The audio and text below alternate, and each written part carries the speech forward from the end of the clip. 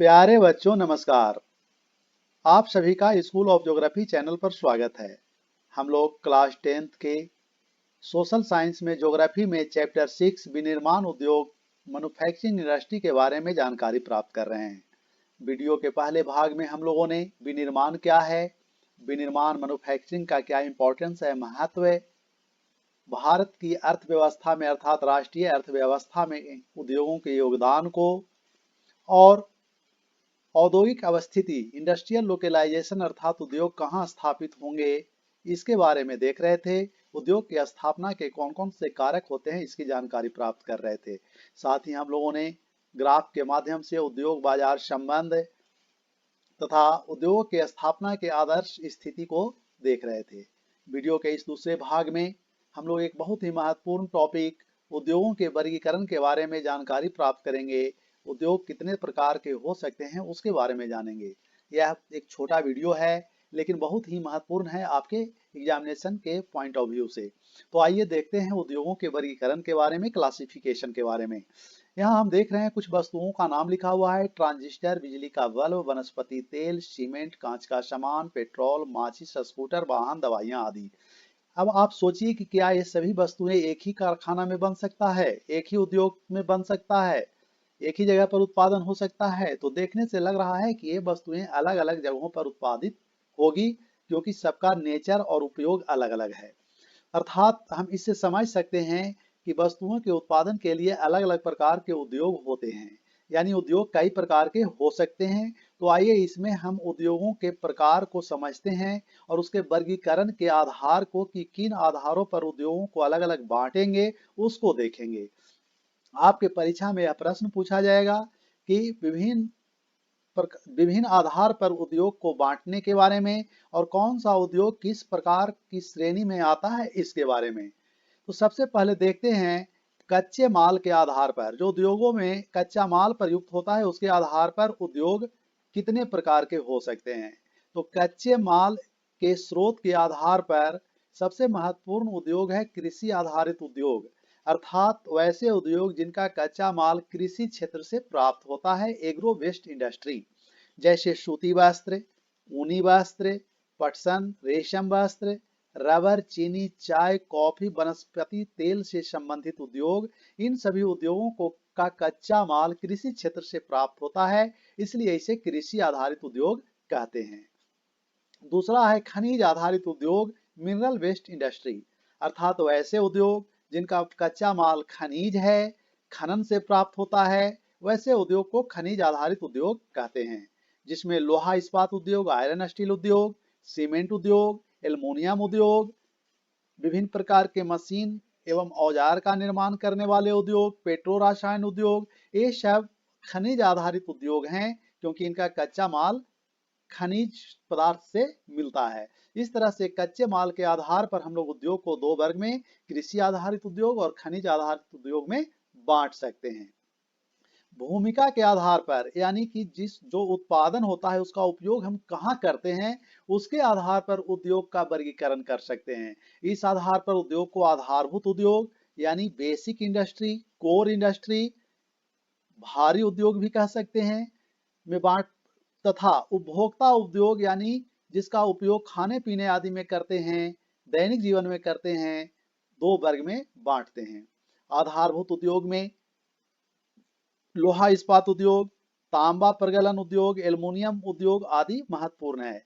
इन उद्योगों के द्वारा आधारभूत उद्योग अर्थात वे उद्योग हो गए कि जिन उद्योगों के उत्पाद का उपयोग दूसरे उद्योग के लिए भी करते हैं, वैसे उद्योग को कहते हैं। जैसे लोहा इस्पात का उत्पादन होता है तो उससे दूसरे उद्योग के लिए मशीन का निर्माण होता है, अर्थात उस पर दूसरा उद्योग निर्भर होता है, तो लोहा इस्पात उद्योग आधारभूत उद्योग कहलाएगा। उपभोक्ता उद्योग जिसका उपयोग हम सीधे करते हैं, खाने पीने में करते हैं, जैसे चीनी का, तो ये उपभोक्ता वस्तु हो गया।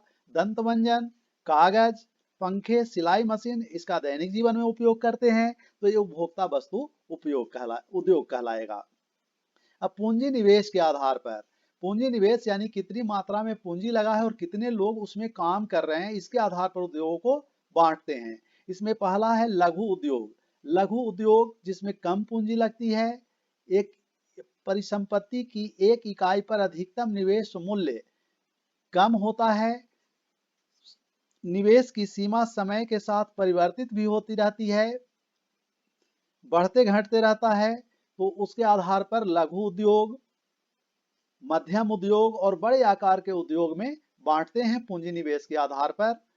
स्वामित्व के आधार पर यानी मालिकत्व किस उसका ऑनर कौन है उसके आधार पर। तो इस आधार पर उद्योग को हम लोग 3 वर्ग में बांट सकते हैं, जैसे सार्वजनिक क्षेत्र का, पब्लिक सेक्टर का उद्योग, पब्लिक यानी जिस पर सरकारी नियंत्रण होता है, सरकारी एजेंसियां कार्य करती है, वैसे उद्योग जैसे Bharat heavy electrical limited well. आपके परीक्षा में पूछेगा वेल का पूरा नाम क्या है। एक क्या सार्वजनिक क्षेत्र का उद्योग है, निजी क्षेत्र का उद्योग है। उस तरह से steel authority of India limited SAIL, इसके बारे में पूछेगा। तो ये सभी सार्वजनिक क्षेत्र के हैं, यानी सरकार के नियंत्रण में कार्य करने वाले उद्योग होते हैं। निजी क्षेत्र के उद्योग अर्थात जिस उद्योग पर किसी निजी व्यक्ति या व्यक्तियों के समूह का नियंत्रण होता है, प्राइवेट सेक्टर का ये उद्योग कहलाते हैं। जैसे भारत में TISCO Tata iron and steel company जो जमशेदपुर में स्थापित है, निजी क्षेत्र का उद्योग है। बजाज ऑटो लिमिटेड, डाबर उद्योग, ये सब निजी यानी प्राइवेट सेक्टर का उद्योग है। संयुक्त उद्योग यानी जिसमें सार्वजनिक क्षेत्र और निजी क्षेत्र दोनों शामिल होते हैं, दोनों की पूंजी लगी होती है, उसे संयुक्त उद्योग कहते हैं, ज्वाइंट वेंचर इंडस्ट्री कहते हैं। वैसे उद्योग में राज्य सरकार यानी सरकार और निजी क्षेत्र दोनों मिलकर चलाते हैं, जैसे ऑयल इंडिया लिमिटेड, OIL संयुक्त क्षेत्र के उद्योग हैं। तो इस तरह से उद्योगों को हम कई प्रकार से विभक्त कर सकते हैं। नेक्स्ट है सहकारी उद्योग। सहकारी यानी एक कोऑपरेटिव के रूप में चलता है, अर्थात जिसमें उत्पादक यानी मिल मालिक, कारखाना के मालिक, पूंजी लगाने वाले और श्रमिक दोनों मिलकर सहयोग करते हैं, दोनों का नियंत्रण होता है, स्वामित्व होता है। वैसे उद्योग को सहकारी उद्योग कहते हैं।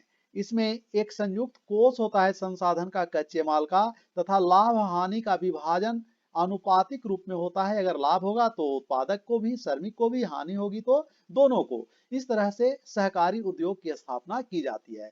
जैसे महाराष्ट्र में चीनी उद्योग इसी आधार पर विकसित हुआ है, केरल में नारियल के पर आधारित उद्योग का विकास हुआ है। तो इस तरह से सहकारी उद्योग में उत्पादक और श्रमिक दोनों मिलकर इसका स्थापना करते हैं, उद्योग को चलाते हैं। कच्चे तथा तैयार माल की मात्रा के आधार पर भी उद्योग को बांट सकते हैं। जैसे भारी उद्योग एक तरह से आधारभूत उद्योग ही हुआ, जैसे लोहा इस्पात उद्योग। हल्के उद्योग जिसमें कम भार वाले माल का प्रयोग किया जाता है, हल्के उद्योग कहलाते हैं, जैसे विद्युत उद्योग यानी इलेक्ट्रॉनिक से संबंधित उद्योग। तो इस तरह से उद्योगों को हम लोग कई आधार पर बांटे। एक और उद्योगों के वर्गीकरण का आधार हो सकता है कि उद्योग में कच्चा माल कितना लग रहा है और तैयार माल कितना है। इसके आधार पर हम वजन सम उद्योग और वजन ह्रास उद्योग, वेट कांस्टेंट इंडस्ट्री और वेट लूजिंग इंडस्ट्री में बांट सकते हैं। जैसे मान लिया कि लोहा इस्पात उद्योग है, तो लोहा इस्पात उद्योग में कच्चा माल अधिक लगता है, जैसे आयरन ओर कच्चा लोहा, लाइमस्टोन चूना पत्थर, कोयला आदि का प्रयोग किया जाता है, और तैयार माल कम निकलता है, यानी कि वजन का ह्रास हो जाता है, तो इसे वेट लूजिंग उद्योग कहते हैं। चीनी उद्योग जिसमें ईख गन्ना का प्रयोग ज्यादा होता है और उसकी तुलना में बहुत कम मात्रा में चीनी तैयार होता है, तो ये भी वजन ह्रास उद्योग हो गया। तो कुछ वजन ह्रास उद्योग होते हैं और कुछ ऐसे उद्योग होते हैं जिसमें कच्चा माल जितना लगता है लगभग तैयार माल भी उतना ही होता है।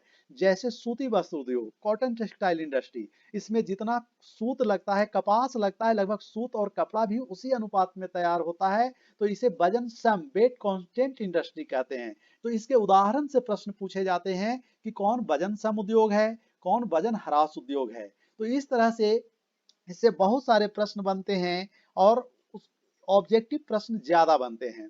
यहाँ एक क्रियाकलाप एक्टिविटी दिया गया है, इसमें एक कुछ उद्योग का नाम दिया गया है, कच्चा माल और तैयार माल की मात्रा के और भार के आधार पर इसका वर्गीकरण करना है, यानी कि इसे 2 वर्ग में बांटना है, और कौन कच्चा माल या तैयार माल में भार के आधार पर, जिसकी चर्चा हम लोग यहाँ किए हैं, हल्के उद्योग, भारी उद्योग के रूप में।